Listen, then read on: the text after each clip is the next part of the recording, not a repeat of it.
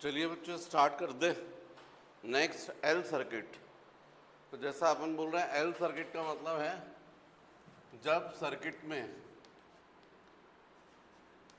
Inductive coil connect हो, अकेला single component coil, तो फिर ऐसे सर्किट को अपन बोलते हैं एल सर्किट।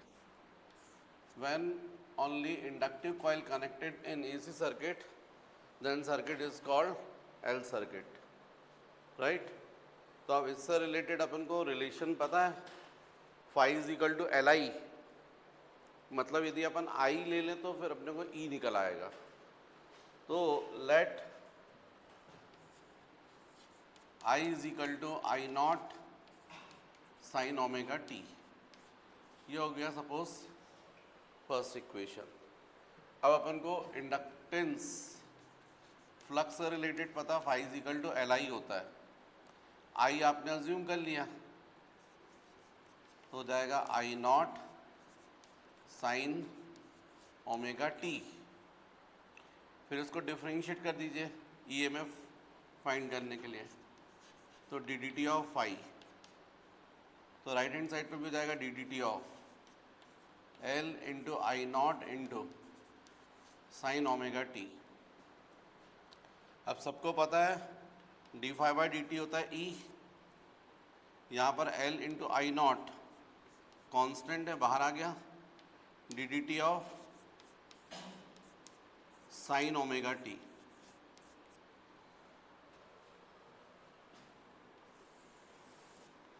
तो अब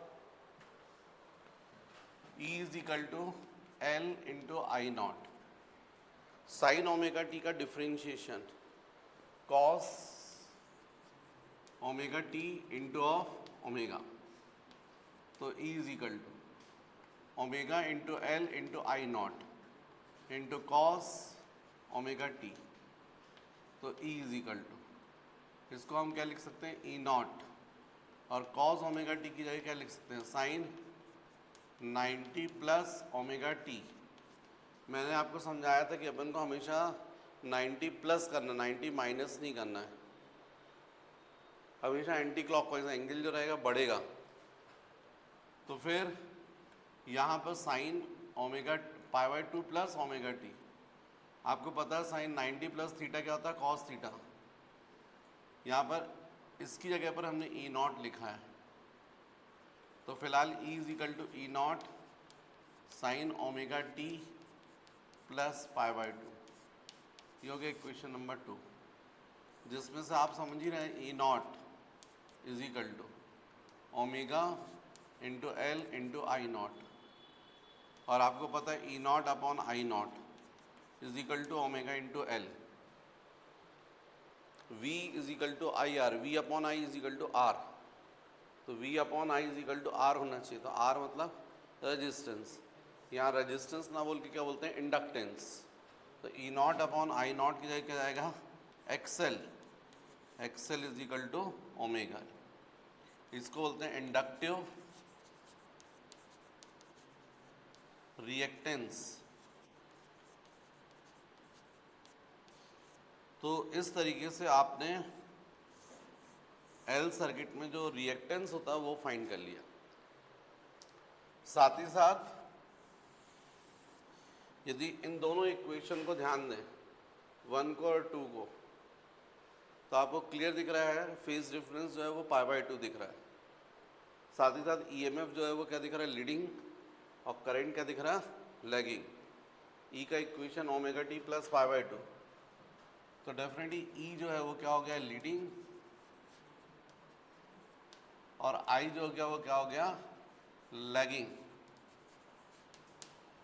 और फाई जो हो गया वो गया phase difference.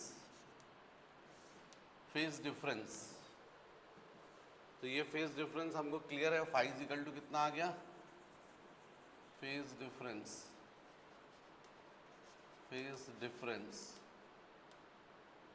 Phi is equal to of pi by 2।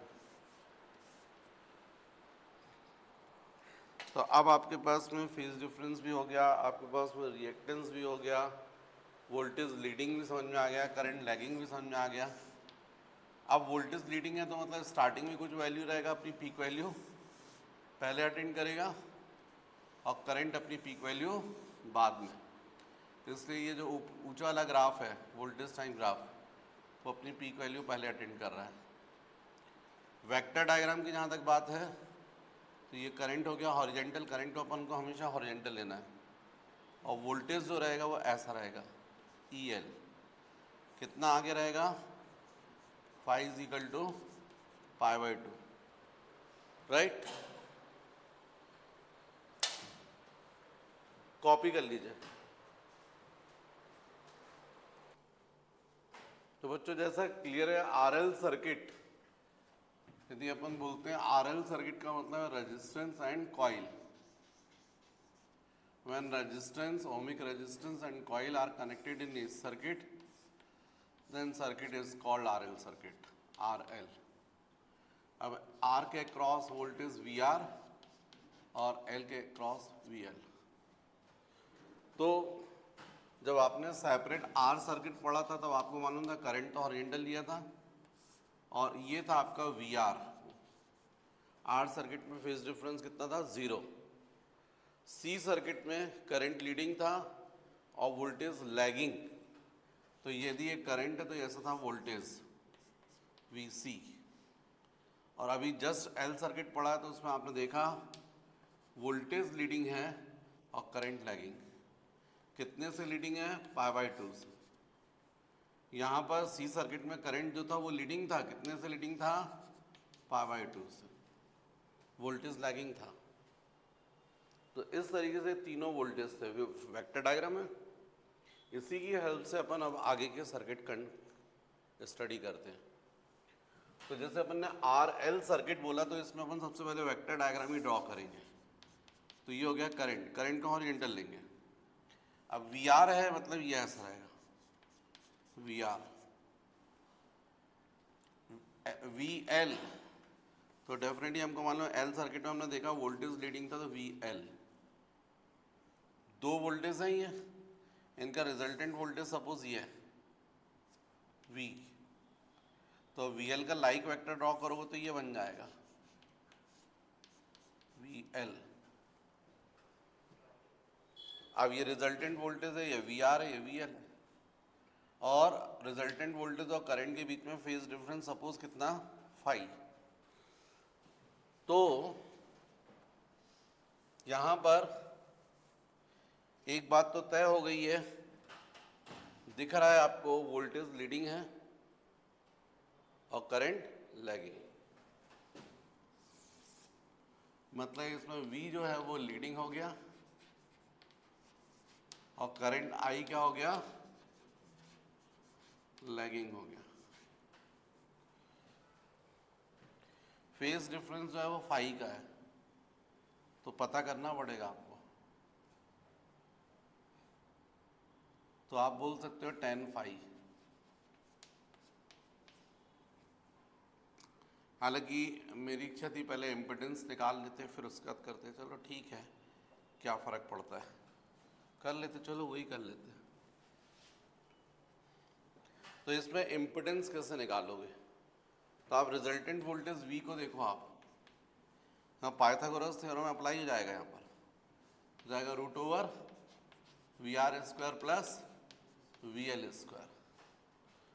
आप देख रहे हो ना रिजल्टेंट वोल्टेज, सब उतार लो पहले दिमाग में, बाद में भरना, फिर बाद में एग्जाम में कुछ नहीं बनने वाला, लिखा रहेगा वो कॉपी में। अभी समझा रहा हूँ तो ये नहीं कि समझ लें, पहले जानबूझ के मुझसे वीडियो रिकॉर्ड हो रहा है उस पर बकवासगिरी करवा रहे हो। मैं बोल रहा हूँ पहले दिमाग में भरो अपने बात को, बाद में नोट करना। यदि DC होती थी यहाँ बस सेल लगा होता, तो रिजल्टेंट वोल्टेज क्या बोलते हैं आप, V = VR plus VL। Series में तो ऐसे बोलते हैं, मतलब DC में। अब AC में ऐसा नहीं, रिजल्टेंट वोल्टेज देखो क्या आ रहा है, √VR² प्लस VL², फर्क आ गया। अब V क्या होगा, रिजल्टेंट वोल्टेज V = होता I इंटू, यहाँ के केस में Z बोलोगे, क्योंकि अब दो कंपोनेंट कनेक्ट हो गए। सिंगल कंपोनेंट होता तो उसको क्या बोलते हैं, रिएक्टेंस, सिंगल कंपोनेंट के रेजिस्टेंस को क्या बोलते हो? रिएक्टेंस। अब दो कंपोनेंट करंट के तो यहाँ पर इनके रेजिस्टेंस को क्या बोलोगे? इम्पिडेंस। तो ये रिजल्टेंट वोल्टेज था, इससे पूरे कॉम्बिनेशन से करंट तो सेम जा रहा है आई, तो आई इंटू जेड। लेकिन जेड किसका? जेड आरएल सर्किट का इम्पिडेंस, और ये जाएगा root over V R square, तो जाएगा आई इंटू आर स्क्वायर, और वी एल की जगह जाएगा आई इंटू एक्सएल स्क्वायर, क्योंकि यहाँ पर रेजिस्टेंस इसका रिएक्टेंस रहेगा और यहाँ पर इसका रिएक्टेंस रहेगा। आई तो सेम रहेगा ना सीरीज करंट, तो आई जो है वो स्क्वायर रूट के बाहर निकल कर क्या जाएगा? कैंसिल। तो अब इस सर्किट का इम्पिडेंस आ गया root over R square plus XL square. What is XL? Omega L. अब भी जस्ट निकाला अपन ने XL omega L. What is omega? Angular frequency 2 pi F.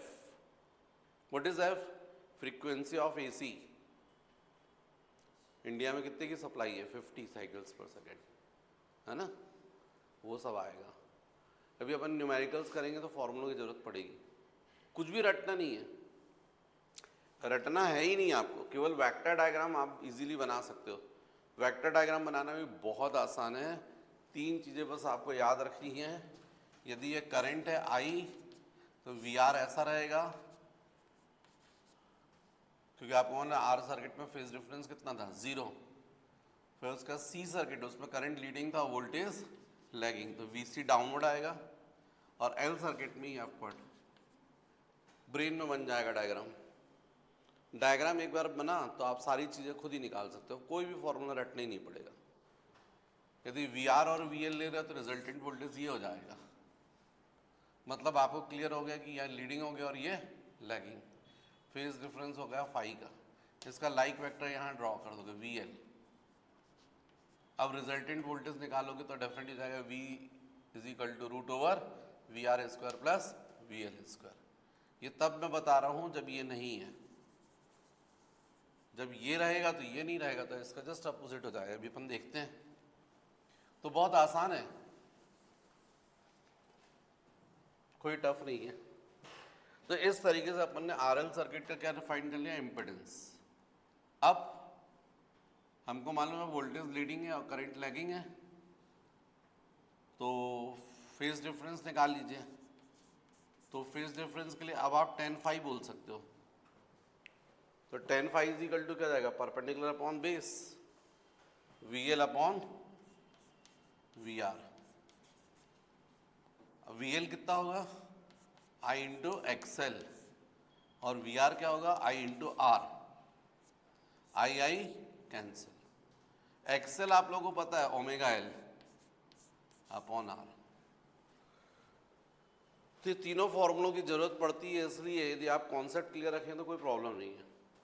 अब यदि अपन इन दोनों को इक्वेट कर दें, इसको और इसको, तो फाई हो जाएगा tan inverse V L upon V R. तो क्वेश्चन में यदि आपको वी एल वोल्टेज दिया हुआ इंडक्टिव वोल्टेज और रेजिस्टेंस वोल्टेज, तो ये वाला फॉर्मूला यूज करोगे। पर यदि एक्सएल और आर दिया है तो उससे भी tan फाई निकाल सकते हो। यदि इन दोनों को इक्वेट करोगे तो क्या जाएगा? tan inverse XL upon R, और ये फर्स्ट और थर्ड को यदि इक्वेट करोगे तो क्या जाएगा? tan inverse omega L upon R. तो इस तरीके से हम लोग क्या फाइंड कर सकते हैं? Phase difference.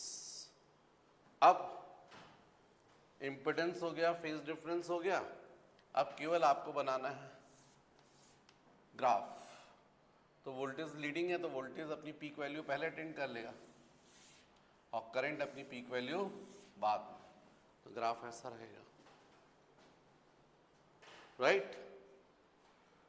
इक्वेशंस की जहां तक बात है तो आप बना सकते हो। वोल्टेज लीडिंग है तो वोल्टेज का इक्वेशन क्या लिखोगे? V is equal to V naught sine omega T plus phi लिख सकते हो, और आई का इक्वेशन क्या जाएगा? I not sine omega t. क्यों? क्योंकि वोल्टेज लीडिंग है और करंट लैगिंग। कितना लीडिंग है वोल्टेज? 5 phase angle. 5 की वैल्यू कितनी है? ये निकली हुई है, कॉपी कर लीजिएगा।